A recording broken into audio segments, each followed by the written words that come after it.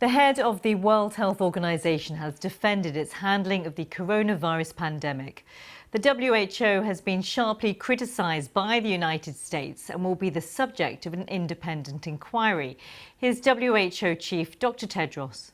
I thank Member States for adopting the resolution which calls for an independent and comprehensive evaluation of the international response, including but not limited to WHO's performance. As I said yesterday, I will initiate such an evaluation at the earliest appropriate moment.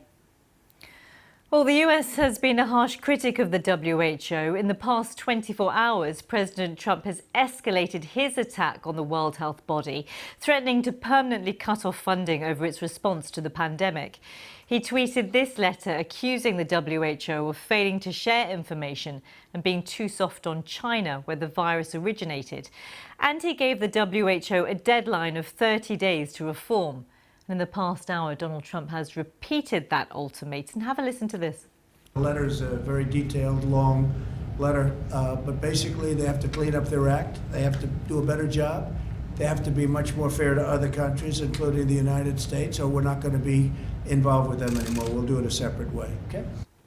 Well, the WHO has responded saying it's considering the contents of the letter. China, though, had much stronger words for the president. This is what they had to say. The US tries to use China as an issue to shirk responsibility and bargain over its international obligations to the WHO. This is a miscalculation, and the US has picked the wrong target.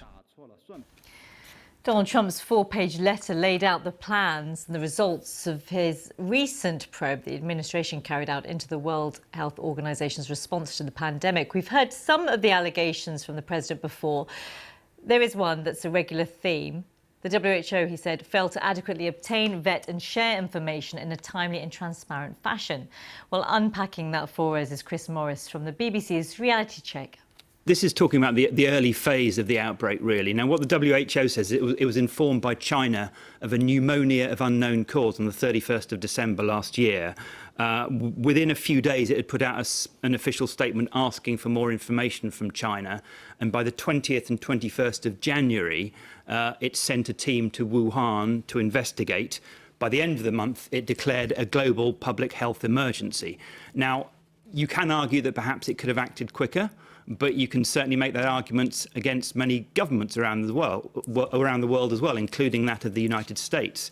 And I think the key point in this, the crucial point, is that the WHO doesn't have the power to force or compel any government to do anything, including handing over information. And it seems like in the absence of that power, it decided, rightly or wrongly, that by praising China publicly, that would be the best way to get what is obviously still a secretive society to cooperate. Well, last month, Donald Trump suspended payments to the WHO for 60 days. His critics were quick to call it a distraction from his own handling of the pandemic. Whatever the motive, it came as a big blow to the WHO.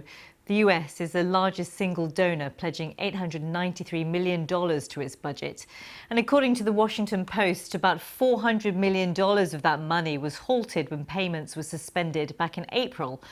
Well, the paper reports in the same month, China committed an extra $30 million to the WHO. So is there any reason to doubt the independence of the World Health Body? Here's Chris again. And obviously, the US is one of the largest funders of the WHO, but it provides 15%, so it's not a majority of the money. There's also substantial contributions from the UK, from Germany, and from a private organisation, the Gates Foundation, which obviously has quite a lot of money to push around. Is the WHO pro-Chinese? Certainly, China is very active in the organisation, and the WHO is aware of that and sensitive to it. Perhaps its critics would certainly say oversensitive. It finds it difficult dealing with Taiwan. Taiwan is not a member of the WHO because it's not a member of the United Nations. And so that's a subject, I think, a focus of criticism of the WHO as well. But some of the things that Donald Trump said in his recent letter, or to the letter yesterday to the WHO, certainly aren't correct. For example, there's a tweet we've seen today from the editor of The Lancet, Richard Horton, saying, "Dear President Trump, you cite The Lancet in your attack on the WHO. Please let me correct the record. The Lancet did not publish any report in early December 2019 about a virus spreading in Wuhan," which is what the Trump letter says. The first reports we published were from Chinese scientists on the 24th of January. I think when you talk to all experts, the overwhelming majority of scientists say, by all means, criticise the WHO. I mean, they certainly not shouldn't be avoiding criticism, but the idea of cutting off funding for the only truly global public health body we have in the middle of a global pandemic, any expert will tell you that's dangerous. Well, all of this comes as members of the WHO agree to adopt a resolution by the EU and Australia for an investigation into the crisis.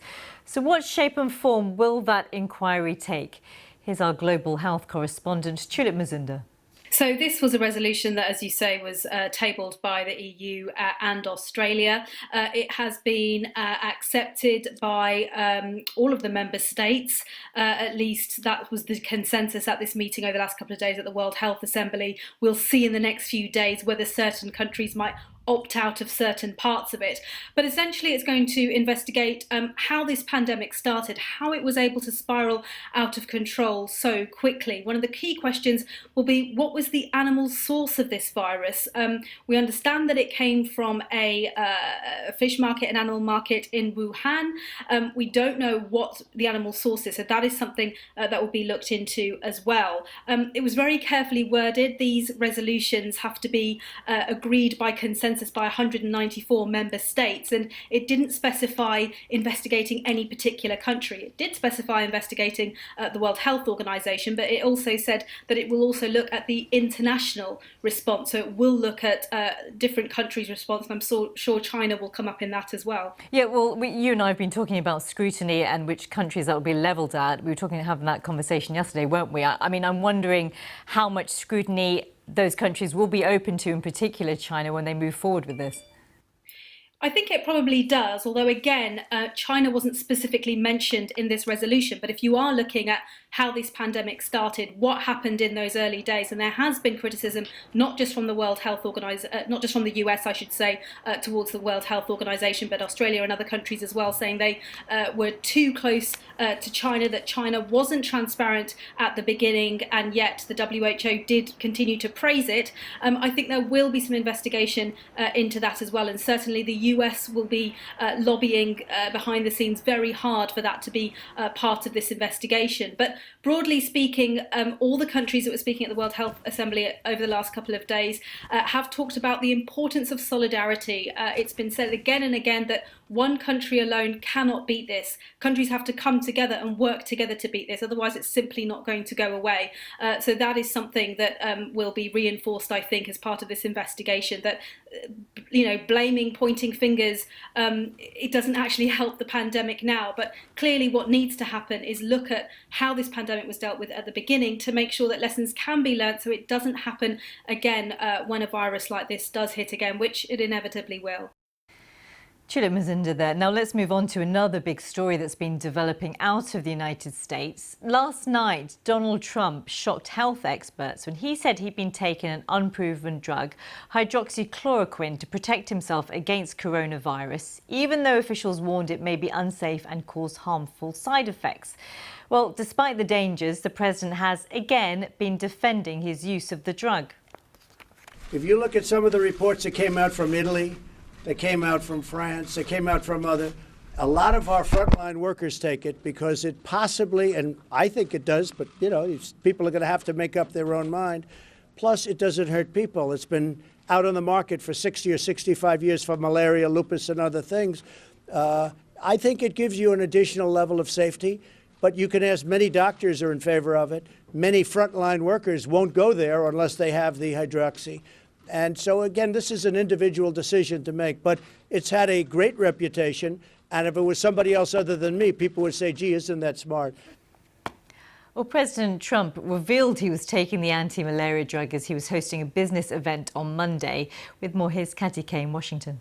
Yesterday, the stock market, the Dow Jones Industrial, rose 900 points, and the event at which he was speaking was meant to be an event celebrating the reopening of the American economy and talking about the economic good news. And then the president, in the middle of that event, revealed with some delight, saying he was couldn't wait to see the look in the reporter's eyes, that he had been taking hydroxychloroquine for a week and a half. And of course, that blew all of the other news about the economy out of the water, and the only thing that people talked about then for the rest of the evening on cable television, on the television news networks here, with the front page, was the fact that the president is taking hydroxychloroquine. So if it was meant to be a sort of deliberate strategy to distract from things like the fact that America now has 90,000 deaths, it was also distracting from what was meant to be a moment of good news about the American economy. So it's kind of hard to determine whether there was a deliberate political strategy surrounding this, and it's also hard to determine when the president says, as he just did just now, you just played that clip,